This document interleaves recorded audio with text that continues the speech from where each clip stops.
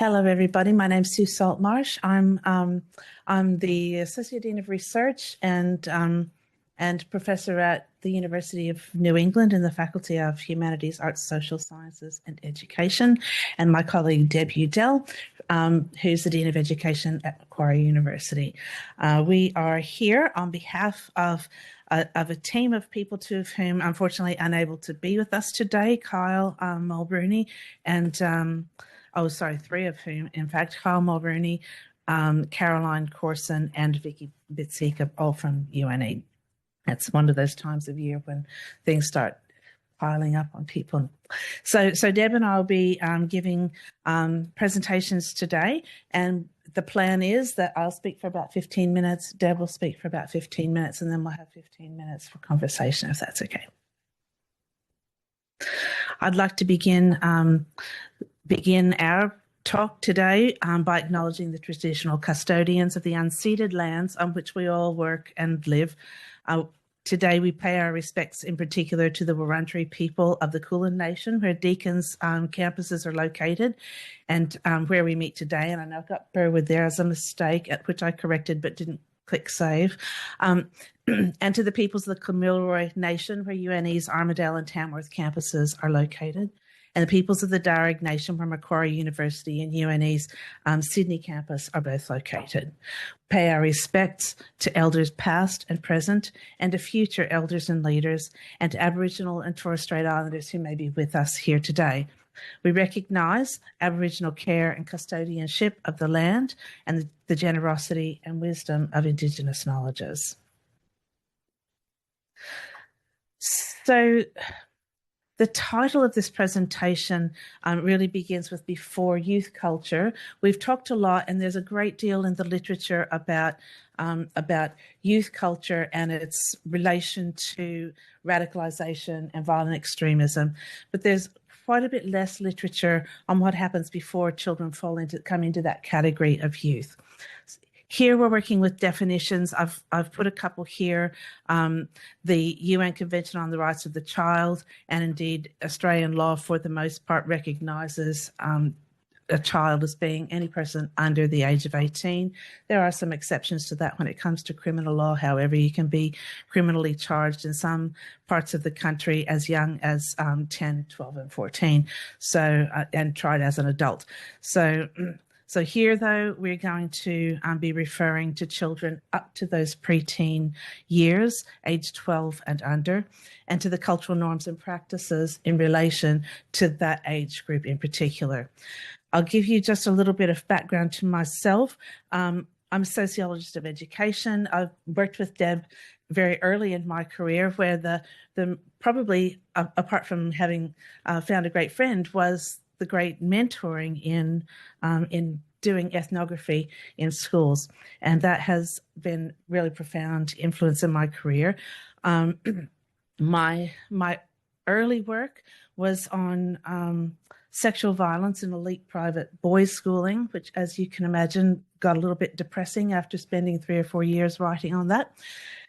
So I decided for a change, I would try and do something fun and exciting, or at least interesting and fun and not depressing. So I did a postdoc doing some work in early childhood settings in Western Sydney, which is probably the most, at the time, certainly the most culturally diverse region in the country, and have gone on to do ethnographic work in early childhood settings in Canada and Hong Kong, as well as in Australia. I will say that was informative, but not quite as undepressing on occasions as I had imagined it might be. And so the case studies that I want to begin with, not because I'm going to talk a huge amount about them, but I'd like to frame this with a few examples of children and their early experience of not only learning and being part of a community in a culturally diverse early childhood setting, but also what that looks like in terms of children's vulnerabilities in relation to things like belonging or not belonging in a community, about gender and ideas about violence. I will say very, very firmly and clearly, I am in no way suggesting any causality between the kinds of stories that I will tell you and radicalization and violent extremism. What we're trying to do here is really to give a sense that before children are old enough to be drawn into radical discourses and networks, their ideas about who they are in the world, themselves as a social subject in relation both to themselves and to others and to the systems and structures of our societies, are formed very early, even if they're not particularly able to articulate those at those young ages. And it's my contention that those ideas stay with them and are part of the learning that they do about the social world that enables them to navigate those things or not as they get older.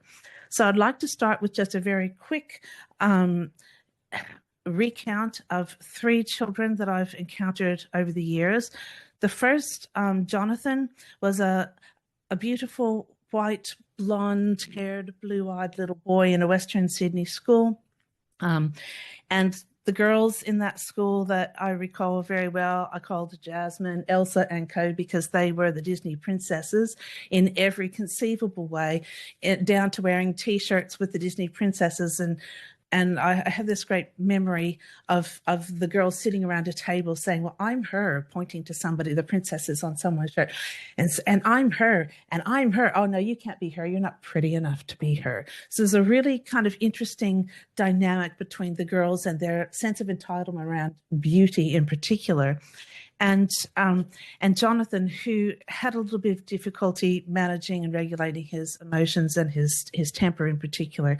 So while Jonathan, in the eyes of the teachers, we might think of as a kind of hegemonic boy, that kind of idealized masculine subject, in fact, because Jonathan wasn't charming and he was sometimes difficult to manage, he was always already the problem. And so what happened in that school, because the teachers couldn't keep an eye on all of the children all of the time at every moment, was the girls, the Disney princesses in particular, worked out really early that Jonathan was really easy to goad and get him into trouble. So as soon as the teachers weren't watching, even if Jonathan's doing what he should be doing and minding his own business, they're poking him, they're stealing something off him, they're smacking him. And then the minute he retaliates, what do you reckon they did? They ran off crying with crocodile tears. Mouse, Jonathan hit me. And guess what would happen? Jonathan would be physically restrained, yanked up off the ground, carried, plonked down on a seat, shamed publicly, and made to feel that that whatever he had to say in his own defense was irrelevant. Okay, so that's my story 1. Second is Ali, a little boy in a Metro Vancouver preschool, also in a really culturally diverse area, who every day that I was there wandered over to the home corner and played with dolls. Just quietly playing with the dollies, dressing them, wrapping them up, And I commented to one of the teachers one day, Ali seems to really enjoy playing in the home corner with the dolls. And she said, yeah, but it's the way he plays with them that's the problem, and just walked off. And I thought, I don't see anything problematic about this. And then a couple of days after that happened, I saw another little gang of boys, white boys, just kind of quietly, stealthily march up into Ali's little space where he's playing with the dollies and start poking and slapping and hitting and teasing. Guess what he did? He didn't cry. He picked up the dolly that he'd wrapped up so carefully and turned it into a weapon. And then who was in trouble? Not the boys who were teasing, but the little brown boy who wasn't conforming to norms of masculinity in that space. And the third one is the most recent one. I've just a couple of years come back from working in Hong Kong, where I did some ethnographic work in Kowloon side of Hong Kong in an extremely culturally diverse early childhood setting, where there were kids from a range of backgrounds, local Hong Kong-born Chinese kids, Indonesian kids, Filipino kids, kids from migrant families who'd come to work in Hong Kong. And on one occasion, there was one little girl in this preschool who to me very clearly demonstrated all the signs of complex trauma. And so this was a little girl who didn't want to be touched by anyone, didn't like to be included, was really uncomfortable with any kind of group activities, kind of kept herself to the back. So this little girl was sitting on a seat next to Kevin, Dia, the little girl's name I'm calling here, and Kevin. And while Dia's sitting next to Kevin, the little Chinese boy sitting on the other side of him reaches around and taps him on the other shoulder. And he looks around because he thinks Dia has been picking on him. And then he can't see that she's doing it, so he sits back. And that happens 2 or 3 times. And then the teacher moves the children around, and Dia ends up on the floor in front of Kevin. He sits there for a moment before taking his hands like this and delivering an execution-style imaginary bullet to the back of her head, and then puts his hands down and seems very pleased with himself indeed. So those are kind of 3 vignettes that I ask you to just kind of hold, because in each case, they kind of disrupt our ideas about norms and who's in and who's out and who feels entitled and why. And then we'll move on to talk a little bit about child vulnerabilities in Australia. I'm not going to labour this point because there won't be time. I'm just checking my timer here so that I don't. Yeah, okay. So I've drawn some data here. I won't talk too much about it, but the Australian Early Development Census captures data from around 300,000 children every 3 years. So for those of you that aren't familiar with it, it's a great resource for researchers of children and childhood in Australia. This data is from children's first year in school. So typically they are years 5 to 6, and it's collected from the teachers. There are 5 key domains that of early childhood development, and these have been shown to predict later mental health and well-being and educational outcomes in children as they move on through their schooling. So those domains, I've listed them here. I won't read through them.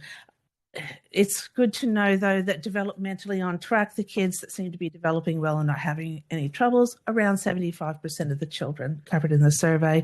Developmentally at risk is between the 10th and 25th percentile. And then the scores below 10% are the kids that are considered developmentally vulnerable. In the most recent round, 2024, it's quite interesting to me that the percentage of children who are considered developmentally vulnerable has increased across all 5 of those domains, right? So if we think about that bottom 10% that are considered vulnerable in a population of, well, I think this study had 280 something thousand children. So, you know, you're looking upwards of 28,000 children that we're talking about across Australia, just in this sample, being considered developmentally vulnerable. And interestingly, the greatest vulnerabilities seem to be, or the greatest difference in this round seem to be in social competence and emotional maturity. So I think that's something really quite important when we're thinking about young kids as they progress to school, if they're starting out vulnerable in those particular ways that have a lot to do with their success or otherwise socially in their early childhood experience.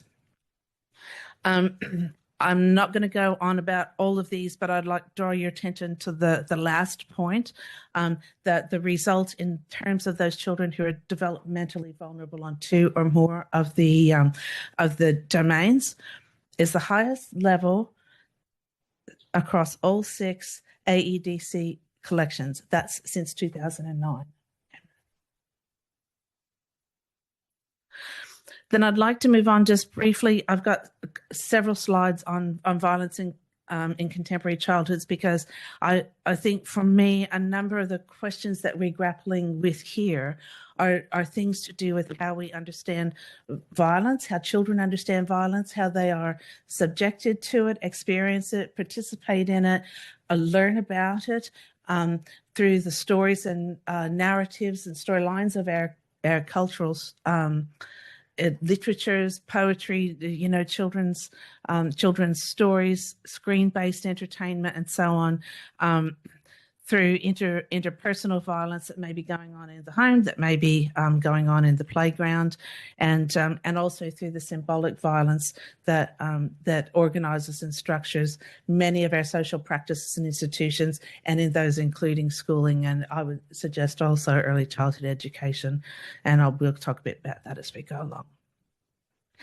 So before youth culture, I'd like to consider here interpersonal violence in contemporary childhood and draw your attention to some statistics that for me are quite concerning, and I think for all of us concerned with safety and well-being of children, is that around 29% of children from the 2025 study by the Australian Institute of Health and Welfare have experienced sexual abuse from any person, not necessarily from home, not necessarily from someone they know or at school, but about 3 in 10. That's a pretty significant number.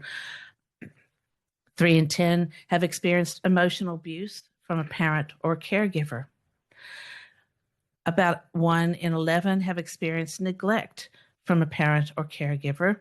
And it's worth noting that in both of those cases that violence has gone on over a number of years, not just on occasion. And 2 in 5, that's 40%, have experienced exposure to domestic and family violence between a parent and caregiver and their partner, with 32% of those people reporting more than 50 incidents that they have experienced. And we know from the domestic and family violence data that witnessing violence is a form of violence when it's happening with young children.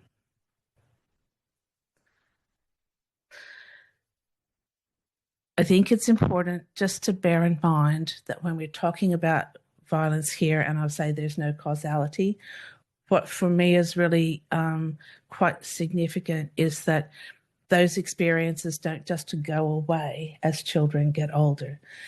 When they're too young to articulate, they become part of their affective, subjective selves. So it's always there, even if they can't articulate it, and it takes sometimes many, many years of therapy and years of struggle to be able to articulate those experiences.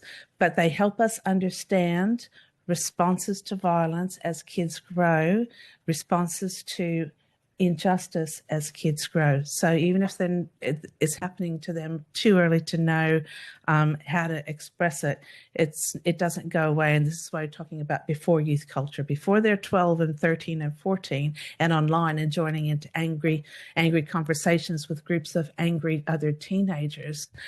If they're having these experiences, it contributes to their sense of injustice in the world. Okay, so also here, I've got a little bit of data around bullying, which, in my earlier work, I've argued that bullying is a form of violence. We don't really think about the kinds of behaviours that typically schools call bullying and refer to bullying as anything other than violence if they happen outside of school context. So for me, bullying is a manifestation of violence. So almost 46% of children in the 12 to 13 year age group that experience at least one bullying type behaviour in a year also use those bullying like behaviours against other children. I think that's quite interesting. 1 in 5 year 4 students experience bullying on a weekly basis. 1 in 5 young Australians report being socially excluded, threatened, or abused online. And 1 in 5 young people who have admitted behaving in a negative way to peers online. And we do know also that the kids that have experienced violence, or not violence, but online cyberbullying, for example, and participate in it, are more likely to be excluded and experience. Sorry, I'm losing my mind. I need a drink of water. I'll get to that in another slide, in fact. Okay. Now, what are kids doing in terms of online childhoods? 81% of parents in Australia say their children ages 2 to 5 use the internet. 90% of children ages 5 to 14 are engaged in screen-based activities. So we see the ubiquity of this. So when we're talking about cyberbullying, 1 in 5, and then you think that 90% of kids are online, 1 in 5, that's going to be large numbers of kids that are experiencing that. Okay.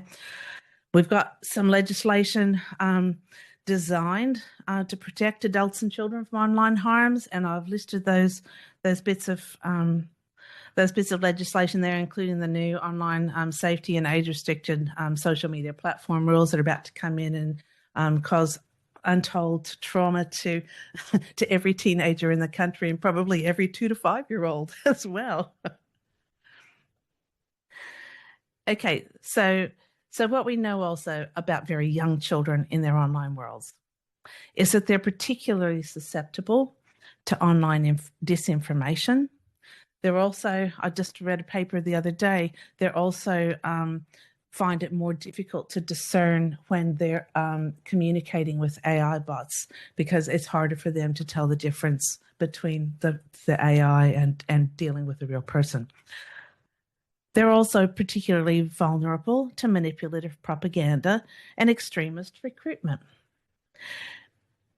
If they have intersecting vulnerabilities, and we think back to some of those figures about the percentages of children that are subjected to sexual abuse and the number of children that are exposed to family violence in their homes. So those kinds of intersecting vulnerabilities that overlap, I might add, with vulnerabilities associated with poor schooling outcomes, early school leaving, poor achievement, and so on. Those intersecting vulnerabilities make them additionally susceptible to extremism as they get older. If they're tech savvy and they're spending a lot of their time online, they're especially vulnerable to manipulative propaganda. Again, it's really difficult when they are young, inexperienced, and still learning to make sense of that world. Something that also really struck me in reading and preparing for this talk was that if they're boy, I'm tireder than I thought. We'll get back to that when the thought bubble comes back into my head. Okay, so children who are both victims of cyberbullying and participants in cyberbullying of others, they tend to be the ones that are the most vulnerable, okay, because they tend to be rejected by their peers, and so they're rejected because they're bullies, and they're rejected because they're victims at the same time. So that's a really important point, I think, that it's not like there's one group of children who are always the victim and one who are always the perpetrators, if you can kind of use that sort of language in reference to children. So I wanted to just speak briefly about representational violence in contemporary childhoods, and to make just a couple of points. One being that there are so many different interactions that children have with a variety of texts. Some of my early work on children's popular culture and children's interactions with popular culture really was quite interesting to see the ways that narratives, especially narratives of justice, of politically involved heroes, typically male, but not always male, the ways that narratives of who's innocent and who's evil often involve both women as the victim, and the woman. I think of Snow White and the evil stepmother is a pretty classic trope of that sort. Political heroes and typically male superheroes whose use of violence is legitimated through justice narratives. So I have witnessed on many occasions kids in preschools where almost none of the children spoke English, but you know what they do know?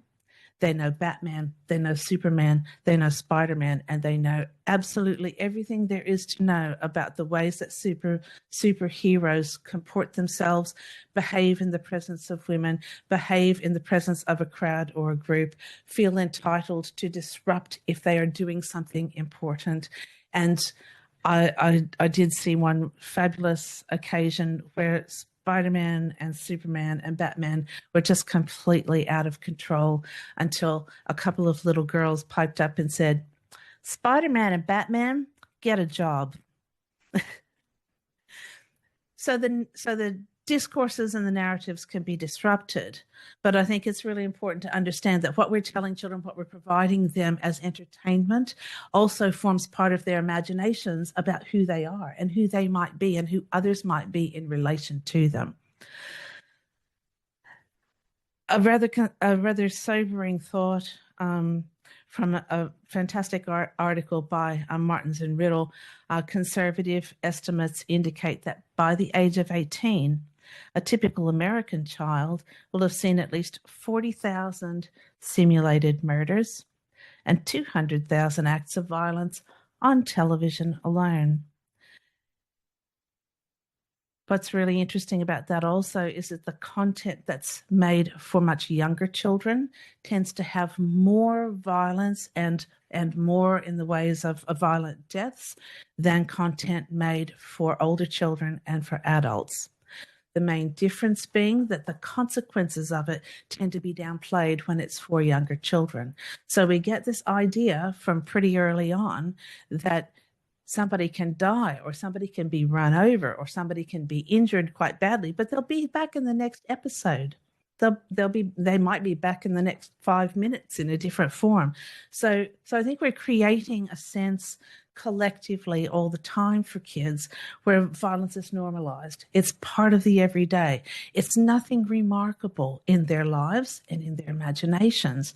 So it's hardly surprising that as they grow and become introduced to more sophisticated ways of thinking about and interacting with networks who are involved in violence, that it doesn't seem shocking to them anymore.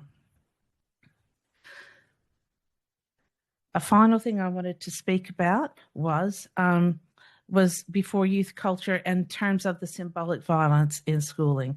Now, drawing that from the work of Bourdieu, obviously, but I think it's quite important for us to understand that very early on in kids' experience, and I'll just invite you to recall some of those examples from the ethnographic work, that kids learn early that the system is reinforcing what's unfair, what's unequal.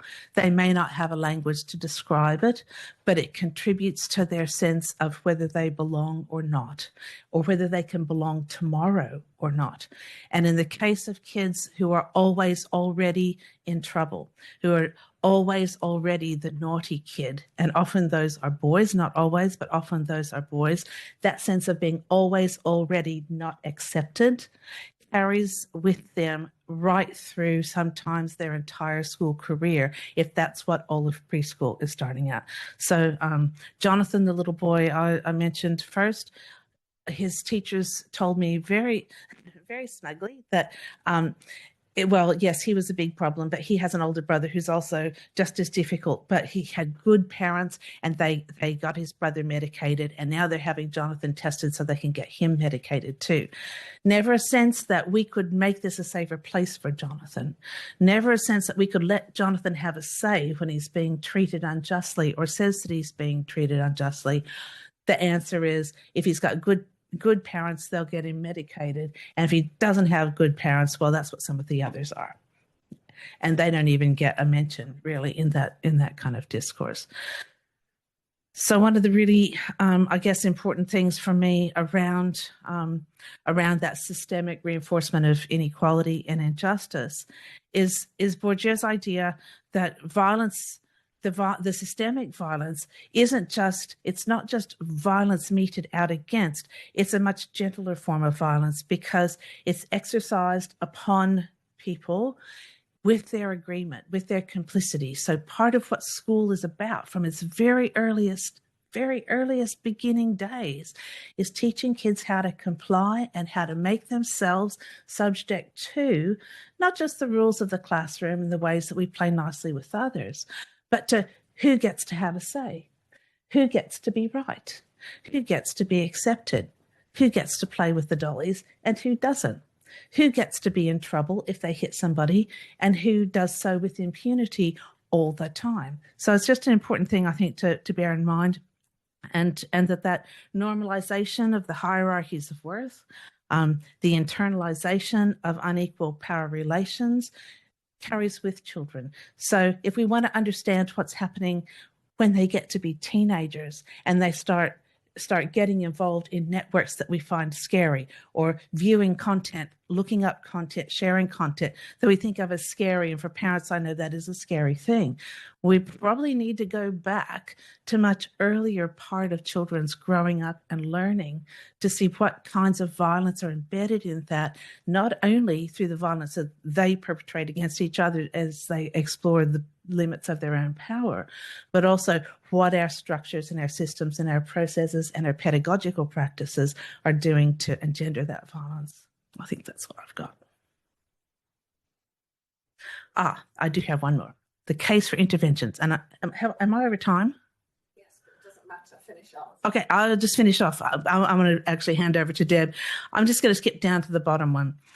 Because some of this stuff we've talked about already. And that is to say, we are grappling in a project that we're working on at the moment with what happens with interventions. Like, how can we understand interventions in a meaningful way?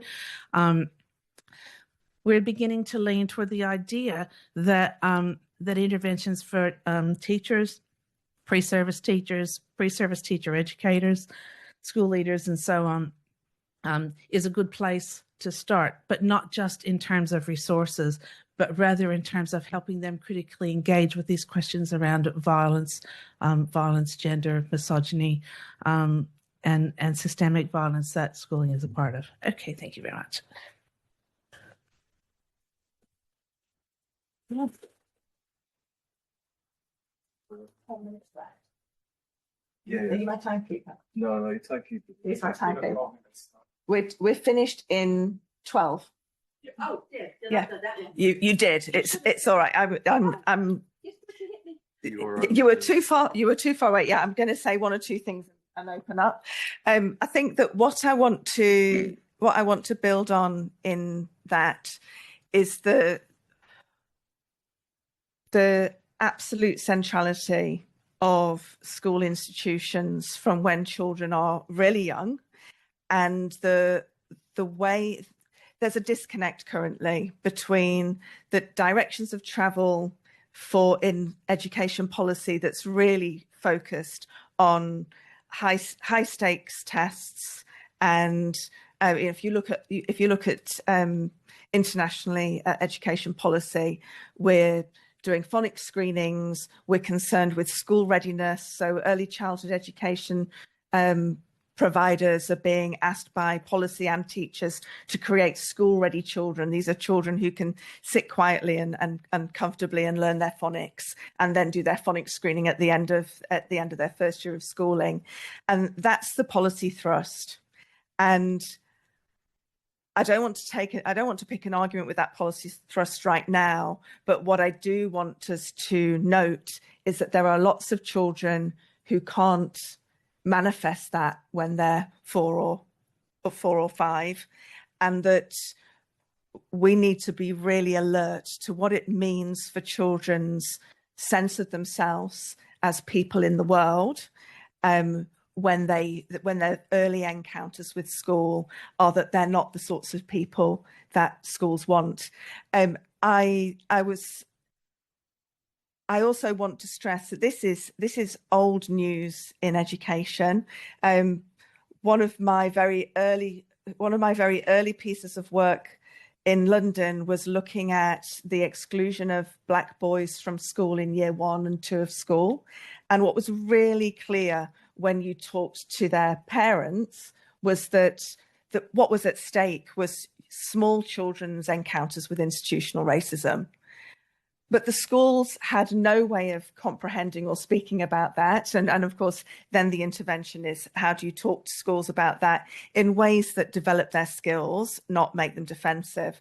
But the families and the children understood that their early encounters with the system were their first encounters of racism in the world. At the same time, we have the little boys who are enabled to enact forms of misogyny and hegemonic masculinity in school, and nobody says anything about it. So we've got right from they're spending 30 hours a week with us in school, right from when the children first come to school, we have a responsibility and we have a culpability, I think. I work with Judith Butler's theories of identification and recognition, and I don't know whether everybody in this room goes, "Oh yeah, I do too," but because we don't talk with each other as interdisciplinary very often. But that idea of a child's identification either lines up or doesn't with a school's the way in which a school is able to recognize that child. And it's those points of misrecognition that leave a child outside possibility as a learner, as a subject in that community. And children start to understand that experientially. They understand that from being really, really small, and they take that through their school careers. So whilst what I'm charged with currently as a Dean of a School of Education is to skill teachers up on explicit instruction, which I want to do. But I also think that what I want to skill teachers up with is around understandings of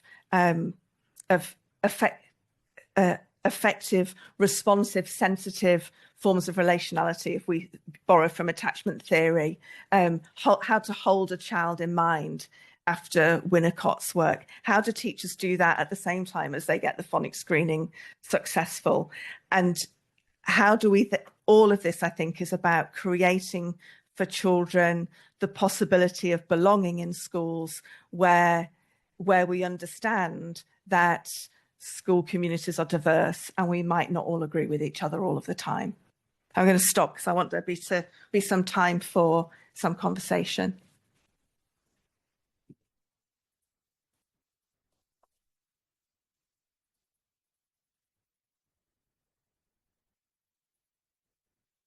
You have a mic down there as well. We've got a mic down. Yeah.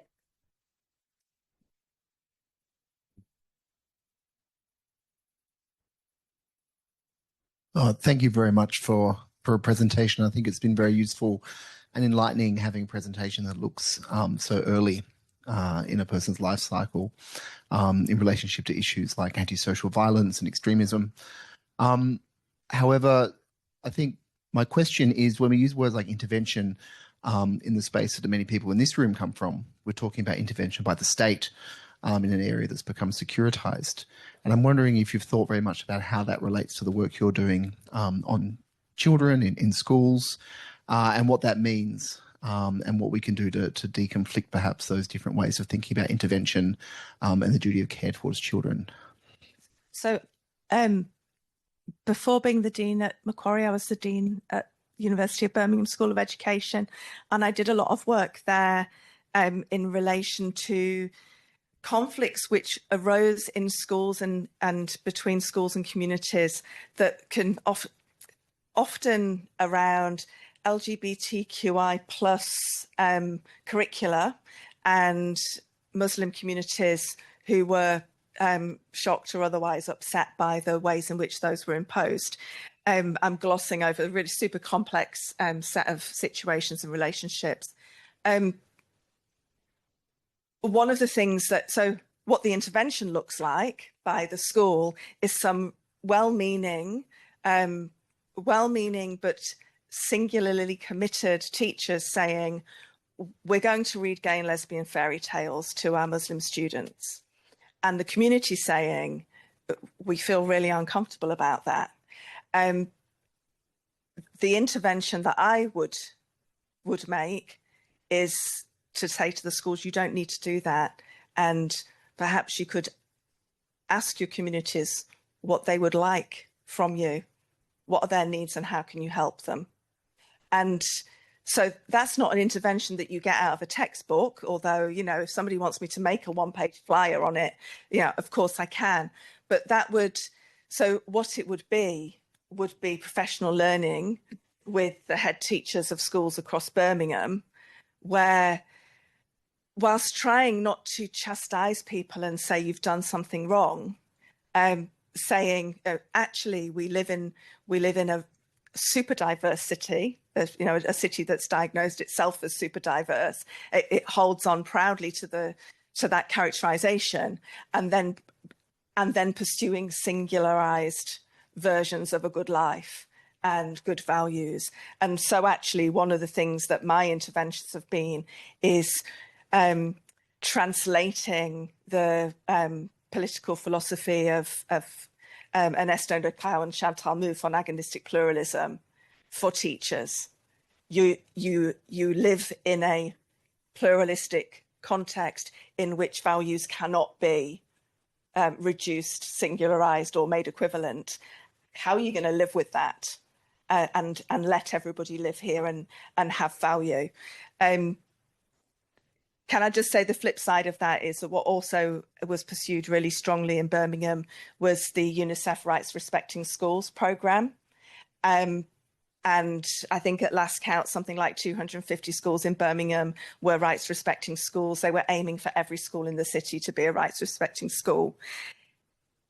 It was seen by the leadership in education leaders in the city who kind of hold this remit as a first step to say the idea that children have rights which should be respected and pertain to this range of things. It's quite a radical thing to say in a lot of schools when what we're doing is drilling for tests and what we're doing is policing particular forms of subjectivity.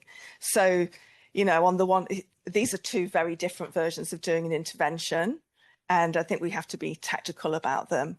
But we need to keep taking schools with us, because if they feel like they've been told off, they just stop letting you in. 2 minutes, one more question. Yeah, sure. Thank you very much. Children are my soft point as well, and we did the work on children of Islamophobia, and you know we can talk for hours. But the question here is, with even adults, you know, there are some efforts that we can see to improve the system, but for children it is unattended. But the reality is that what we can do with children is resilience. How do you see that we can develop that resilience? One question. And also they don't, maybe in the early ages, they can't really differentiate real and fiction. That is the problem, because online spaces are very insecure in terms of killing, violence of any kind. And again, this is related to resilience question. How do we can make that resilience and clear connection between real and fiction? And also, let me introduce you an example, which is very horrifying. After the Christchurch attacks, we were getting reports through Islamophobia Register, and there were kids around 13, 14 years old. They were kidding about the actual live video of Christchurch massacre shooting. They were saying it was a very exciting game, and then there were laughters and comments. Again, this is another issue, because we are talking about that extremism simulation online, but we are seeing that kids at that young age, they are seeing the real mass shooting as a game and enjoying and finding it fantastic. What do you think about, you know, early childhood and resilience point of view? So we're out of time, so I'm just going to thank you for your observation. But I think absolutely fundamental to me is engaging in conversations with children, not doing things to them, but listening to them and having a dialogue with them in which their voices are just as important as the voices of the adults. But we're out of time, sorry. Thank you very much.